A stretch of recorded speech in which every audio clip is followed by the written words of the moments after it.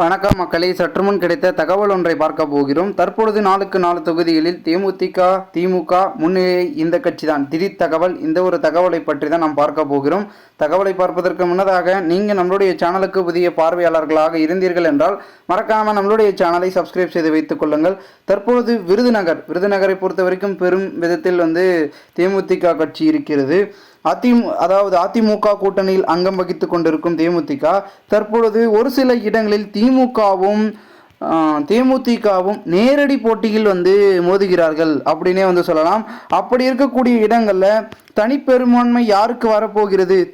திமுகவா இல்லை தேமுதிகவா அப்படின்னு பார்த்தீங்கன்னா தேமுதிகவுக்கு அதிகப்படியான சதவீத கணக்கில் வருவதற்கான வாய்ப்புகளும் அதற்கான சாத்தியங்களும் மிகவும் அதிகமாகவே இருக்கிறது என்றே கூறப்படலாம். முதற்கட்ட வாக்கு எண்ணிக்கையிலேயே 20% மேற்பட்ட எண்ணிக்கையில் தற்பொழுது நம்மளுடைய பார்த்தீங்கன்னா விஜயகாந்தின் மகன் விஜய பிரபாகரன் அவர்கள் இருந்து கொண்டிருக்கிறார்.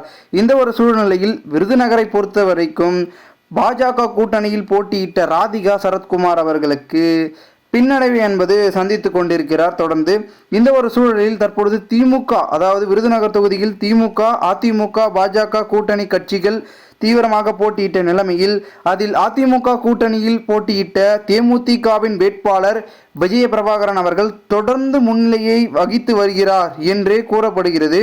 இந்த ஒரு சூழலில் இதே போல திமுக கூட்டணியில் போட்டியிட்ட காங்கிரஸ் வேட்பாளர் மாணிக்கம் தாகூர் அவர்கள் பின்னடைவை தொடர்ந்து சந்தித்து வருகிறார். இதற்கு முன்னாடி அவர் எம்பியாக இருந்திருந்தாலும் கூட அங்கே பெரும் விதத்தில் விஜய பிரபாகரன் அவர்களுக்கு கூடுதலான ஆதரவும் வாக்கு சதவீதமும் அதிகரித்து கொண்டிருப்பது என்பதும் குறிப்பிடத்தக்கதாக பார்க்கப்படுகிறது.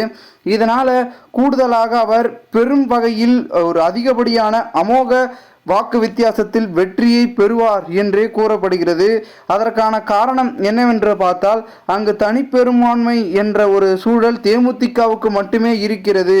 தேமுதிகவுக்கான ஒரு செல்வாக்கு மிக்க இடம்தான் விருதுநகர் என்றே கூறுகிறார்கள்.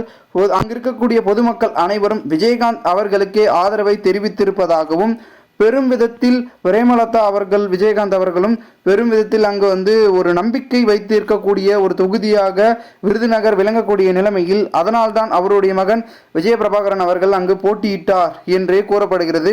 இதனால தனிப்பெரும்பான்மையாக அங்கு எம்பியாக திகழ்ந்து வெற்றியை பெறுவாரா என்பதனை நாம் அடுத்தடுத்த கள நிலவரங்களை பொறுத்து நாம் காண்போம். மேலும் தற்பொழுது இந்த ஒரு தகவலை குறித்த பொதுமக்கள் உங்களுடைய கருத்துக்களை கூறுங்கள். இதுபோன்று நீங்கள் அடுத்தடுத்த கள நிலவரங்களை, அரசியல் சாதனை தெரிந்து கொள்ள நம்மளுடைய சேனலை சப்ஸ்கிரைப் செய்து வைத்துக் கொள்ளுங்கள் மக்களே.